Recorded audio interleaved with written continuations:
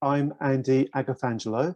I'm carrying out this video interview of Karl Newman in my capacity as chair of the Secretariat Committee to the All-Party Parliamentary Group on Personal Banking and Fairer Financial Services. I am also, however, the founder of the Transparency Task Force, which provides the Secretariat to the All-Party Parliamentary Group. Karl, thank you very much indeed for agreeing to have this conversation with me. As you know, the conversation is being video recorded. The video recording will be placed on the APPG's website and will raise awareness of it through social media and so on. Karl, you are carrying out this conversation with me on the basis that you have already provided a written submission to the APPG's Call for Evidence about the Financial Conduct Authority. You've mentioned to me that you don't have your written submission to hand, so you're happy for me to make reference to parts of it if there are bits that you forget to mention when giving your verbal response, okay? So, Karl, first question, please. Could I invite you to, first of all, just tell us a bit about yourself and explain, just briefly to begin with, how you came to interact with the Financial Conduct Authority? Thank you. Okay, Andy. Well, I actually sold my flat back in London in 2017. With the proceeds from the sale, I had some net proceeds left over, and so I rang up the FCA and asked them about bonds, particularly Bassett and Gold bonds, and actually checked whether or not they were FCA regulated, which they stated that they were. And so I then placed my funds with Bassett and Gold. It was £120,000. It was all my pension money. And then I moved to Scarborough because I had to leave work due to mental health problems. And so I'd actually been off work for more than 1 year with mental health problems. And that's how I sort of first had any dealings with, the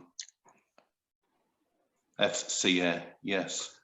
Thank you, Karl. And in your written submission, you make reference to Galleon Funds Solution. I think you say that you did checks over the telephone, on the internet, and by reading promotional literature, which Galleon Fund Solution AR provided. Is that correct, Karl? Yes, that's right, yes. Okay, so you invested into Bassett and Gold, and you mentioned, I think I got the figure there, £120,000? That's correct, Andy, yes. And was it like most of or all of your pension fund? It was actually most of my pension fund. Okay, okay. And you go in your submission to say that in November 2019, you received an email. Can you tell us about that email? Yes, I had an email from Anthony Margolis, who actually worked with Bassett and Gold, and he emailed me basically saying that they were actually dropping the FCA arm of the business, which made me really nervous because obviously I had £120,000 with the company. So I asked to have my funds returned, actually due to this email. And they wrote back to me saying they'd had a directors meeting and they promised I would have my funds returned, which never happened.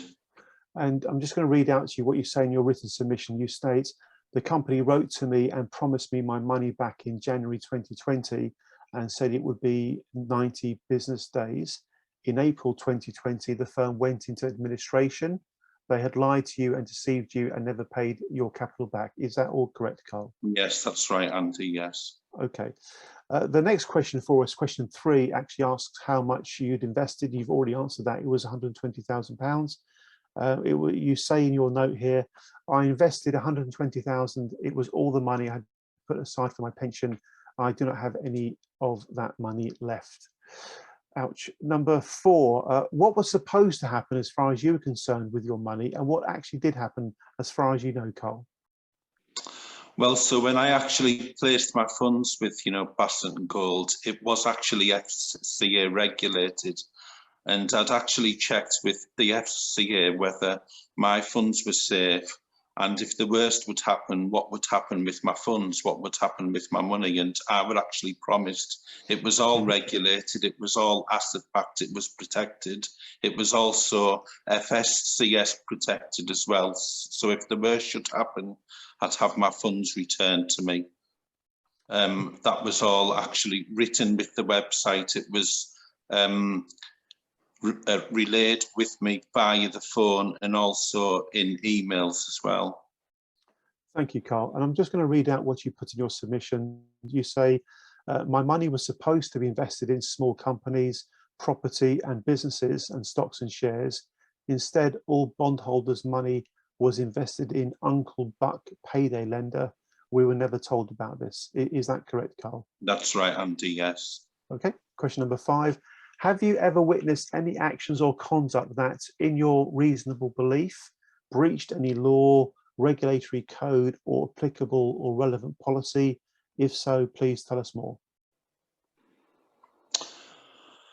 Well, I just think that we've actually been lied to by the FCA. I mean, basically, we've actually rang up each month asking about our funds, asking about our claims and things with the FOS, and we've been lied to. We've been told different things.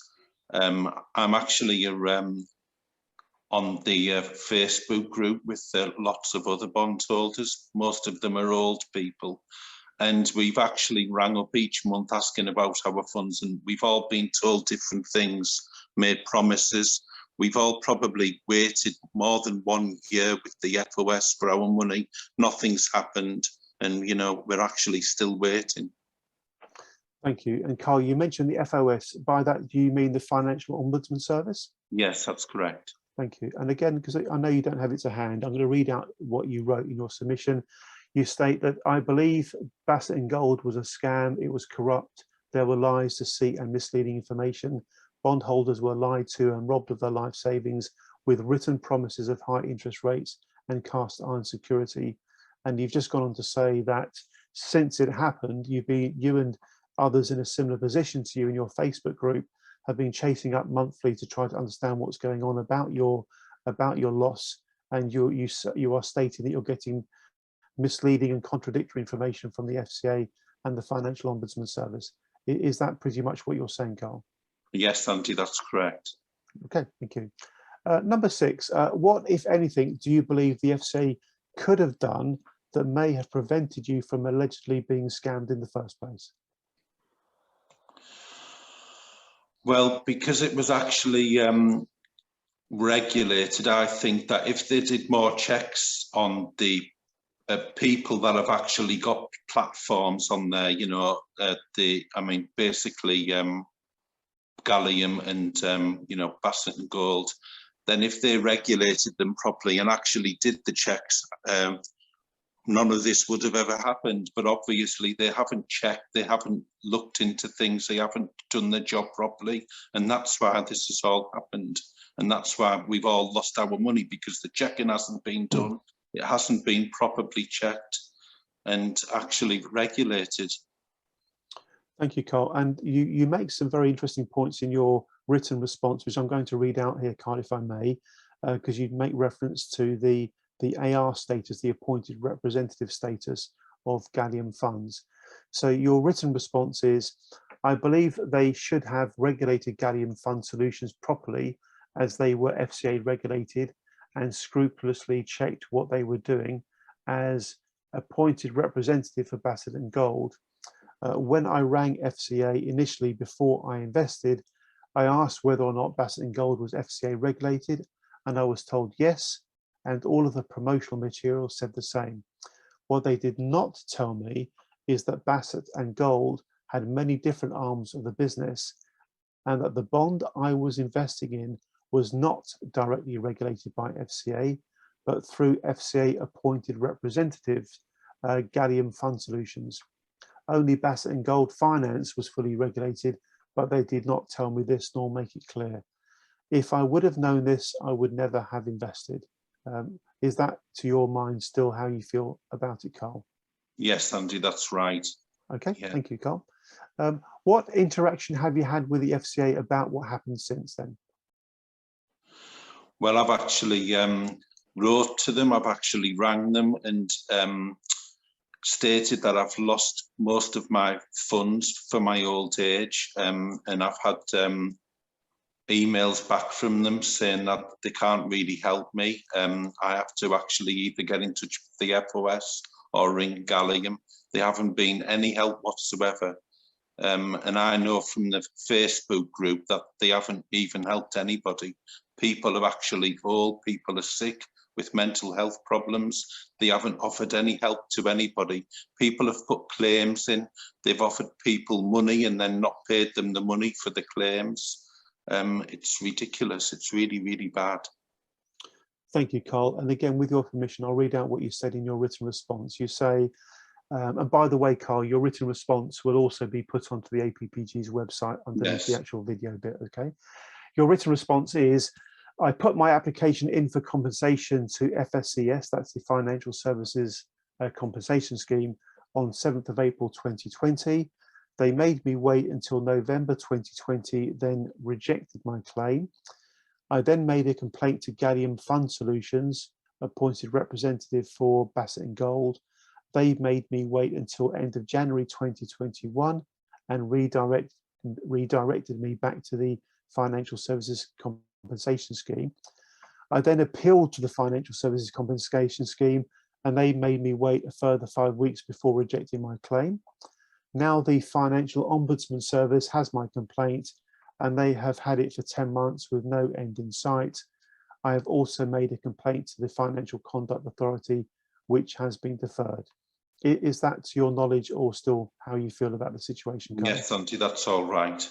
Yes. Okay, number 8. How well or badly do you think the FCA have performed in your case? Really, really badly, with no care, no respect. It's really, really bad. It's really, really bad. Okay, thank you very much indeed. We'll go to question number 9. What do you believe the FCA could have done better once they were aware that there was a problem? Well, when, you know, the FSCS first posted about the problem, when they actually went bankrupt, they said that they would promise to actually look into companies who were regulated before B&G Finance was sort of put on board, but they never looked into that. So obviously they'd made this problem that they were going to look into Gallium and Thornbridge for pre-2016 bondholders. Nobody's ever looked into that, so they've made all of this money, these, you know, promises, but yet they haven't actually done anything. I think that if it was probably regulated and if care was taken that they were actually looking after clients who had lost all this money, they should not be sort of making promises and actually lying to us, making us wait for more than 1 year for our money back when it was FCA regulated. Thank you very much. And what would you say about the FCA's effectiveness and timeliness in taking action to protect consumers? They've actually taken no action to protect us. We've just been left in the dark with no help, no support, no backup, and they've just been absolutely ridiculous, really bad. Okay. Number 11, how helpful has the FCA been to you and others affected in securing redress from the alleged guilty parties and in prosecuting or banning them so they can't do it again? There've been no help whatsoever. I've actually raised this once because the FSCS have actually paid out on all claims for B&G Finance, so they've found wrongdoing and they've paid out more than 18, I think it was 18 million pounds to B&G Finance clients who had put their money in after the 1st of March 2018. So this admits wrongdoing, but yet the administrators have not filed for prosecution for the directors or for the staff of Bassett and Gold. And Gallium have still got more time to react and they haven't paid out any claims. So it looks like everybody's on their side and no one's protecting us. So it's very, very wrong. Again, Karl, with your permission, I'm going to read out what you wrote. Your response in written form is, they, being the FCA, have not been helpful at all. There are around 200 bondholders awaiting outcomes from the Financial Ombudsman Service, and the FCA has not banned gallium fund solutions. It seems they and the Financial Ombudsman Service are taking their side, giving them more and more time in extension on cases. In 12 months out of 200 complaints about Bassett and Gold, the Financial Ombudsman Service has only allocated 12 complaints to investigators. 3 of these investigators found in bondholders' favour, but they seem to be giving and helping gallium with unlimited extensions and timeframes. It seems as though they are not on the consumer side. Thank you again, Karl, for that. Question number 12. What are your thoughts on whether the FCA lacks the powers that it needs, or conversely, that it doesn't make good use of the powers it already has? I don't really think that it's got a lot of power at the moment. I think it needs sort of restructuring. I think it needs a sort of big major restructure, because obviously if they've got firms in there which are going bankrupt, which are actually robbing citizens of their life savings of money, old citizens, then they are not properly regulating companies who are on their website and on their books. So I think they have to actually regulate properly, and they have to be more strict with measures, work in a much more detailed form, and obviously actually, you know, protect us. And question number 13 for you, please, Karl. In general terms, how would you describe what it's been like dealing with the FCA? General terms, I think it's been really, really vague, really, really bad. They don't actually respond to us. I mean, I've actually raised things with my MP, and I've also wrote to Rishi Sunak as well, and I've had no reply, no contact, no support. I've actually tried everything. I've actually rang the FCA, rang the FOS. We've just been fed lots of lies, lots of different reasons, and actually nothing's happening, nothing at all.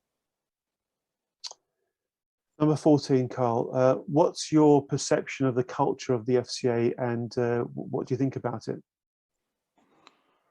I think it's actually disgusting, and I don't really know why they can actually call themselves the Financial Conduct Authority when they have no financial conduct, they have no regulatory powers.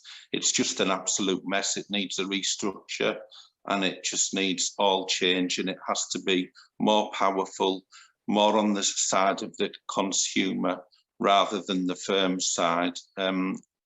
It's just really, really bad. It's terrible. Oh, thank you. And what do you think about the possibility of conflict of interest issues at the FCA? I don't really know what you mean by that, Andy. It's all right. I'll tell you what I'm going to do, Karl. I'm going to read out the written response you gave, and it might trigger you to thank you. think about what you said. No problem at all. This is what you previously wrote. You wrote, yes, definitely. I have another complaint with the FCA about Charles Randell and Christopher Woolard, directors at the FCA, ignoring my warning signals about Blackmore bonds. I definitely think there are conflicts of interest, as they tend to side with the FCA firms and not consumers. Could you just elaborate on that, please? Could you tell us a bit more about what it was that made you suspect there might be something wrong with Blackmore bonds? Well, it was actually well before Christmas last year when I were actually with Blackmore bonds, because I put with them 28,000 in bonds, and when they stopped making the interest payments, that made me really nervous. And that's when I actually wrote to the FCA. I wrote to Charles Randall and Christopher Woolard on more than one time, and I'd never had any replies from them. And now I have a complaint with the FCA, which I put in last March, which they've had for a year. and I've had an email back this week promising me compensation, but I've never had any money back from it. I mean, I actually think that they planned on paying me £75 for my problems, you know, for my time, and I haven't even had this money yet, and I've actually been waiting a year. So just to be crystal clear here, you lost money through Blackmore bonds and Bassett and Gold. Yes. Thank you, Carl, for clarifying that for me. Thank you very much. The next question is about whether you've officially complained about the FCA. I think you've already answered that, but let me just read out what you said. You say, yes, I complained to the FCA about Bassett and Gold roughly 9 months ago, and you submitted this consultation response a few months ago as it was. I have had to chase up, and now my complaint has been deferred until a further notice. I also complained about Charles Randell and Christopher Woolard, exactly as you just said, Carl, who are ignoring your warning emails about Blackmore bonds. Again, no final response as of yet, and it was 10 months ago at the time that you wrote the submission. They do not handle complaints properly, is what you state in your response. You still feel that way, Carl? Yes, Andy, that's right, yes. Okay, thank you. Question number 17. Overall, what have been the consequences to you and, if relevant, to your family as a result of what has happened? So with me not having my funds back now, I've had to actually move flats once more, because this flat that I actually bought with the proceeds of my London sale is quite a big property, but because I haven't got my funds back, I've had no funds to spend. And so I've had to actually sell this flat and downsize. That was the most recent thing that's happened to me. And I've had to buy a much smaller place and then hopefully get some funds out when it's sold to actually live on, because I've got problems working with mental health problems, so I can't work. And that's where I am at the moment, Andy. And I have been ringing up each month to the FOS, asking them, when will we be getting our money, when will we be paying? But, you know, it's just lies, and we've just been strung along, and now I've had to actually get rid of my home. I've had to move. Thank you again, Carl, for explaining this to us. Question number 18, please, Carl. If you could change 3 things about the FCA, what would they be? Please do say what your response to that question is, and if you wish me to, I can read out what you wrote as well. Thank you, Carl. 3 things I would change. I think the first thing is that I would hope that they would actually regulate more properly. And the second thing is to bear in mind the consumer. And the third thing I would say is, don't really know what the third thing's going to be. That's okay, Carl. That's absolutely okay. If it's okay with you, Carl, I'll read out what you wrote, which lines up exactly with what you just said, by the way. You say, first of all, regulate properly and with force. Secondly, you say, vet all firms properly before giving FCA approval. And thirdly, more courteous, friendly and knowledgeable and helpful staff to help consumers on the telephone, Carl. That's what you wrote. Good man. Yes, that's correct. What positives are there about the FCA that you'd like to comment on? I can't really think of any, actually, Andy. You know, none. Okay, that's pretty much what you wrote. Number 20, excuse me. Do you believe there should be spot checks by the FCA on regulated and or unregulated entities, perhaps similar to the spot checks by VAT inspectors? Yes, definitely so. And if the spot checks had actually taken place, then Bassett and Gold wouldn't have been able to trade Blackmore bonds, lots of other bond companies also that have been regulated that have also gone bust as well. So yes. Thank you. Number 21, the FCA is undertaking a transformation project. Do you have any comments to make about that? Okay, Carl? No, I haven't got any comments to make. I'll read out what you said earlier. You said to take note of what consumers are saying to take into consideration the Gloucester report and what all whistleblowers have raised, learn from complaints and history, listen and act, and for God's sake, regulate firms scrupulously to avoid corruption and fraud. And number 22, are there any other comments that you'd like to make, Karl? Yes, there are a few actually. The first comment is with the administrators, that I can't really know why they haven't filed for prosecution of the directors and the staff of Bassett and Gold. That's the first comment that I would like to make. And then the next one is, why hasn't the SFO been contacted? Because obviously there is £37 million missing out of bondholders' pockets. There's lots of elderly bondholders, lots of people with mental health problems. We've been robbed and conned out of our life savings by these people, and they haven't even filed for prosecution. They haven't even got them in courts, because all that they think about is their fees, their payments, and they don't really care about us. That's the first thing I would like to say. Thank you, Karl. Is there anything else you'd like to say, Karl? Let me just have a quick look at my list that I've just made very, very quickly. While you're looking at that list, Karl, I'll read out what you wrote in your original submission, okay? Then if there's anything else you want to add, you're very welcome to do so. Yes, if you wish to, okay? What you wrote was, there are roughly 290 bondholders on the Facebook group. We have all been scammed. The administrators for Bassett and Gold are covering up for directors and staff there. There's been collusion. It needs investigating. There is £37 million worth of bondholders' money missing, and the administrators are not contacting the Serious Fraud Office, as their fees will be frozen if investigations commence. This is corruption and fraud on a huge scale on the lines of the LC&F, and it needs to be exposed and dealt with by relevant authorities. That's what you said in the written submission. Do you still stand by all of that, Karl? Yes, Andy, that's correct. Thank you, Karl. And was there anything else that you wanted to add to that?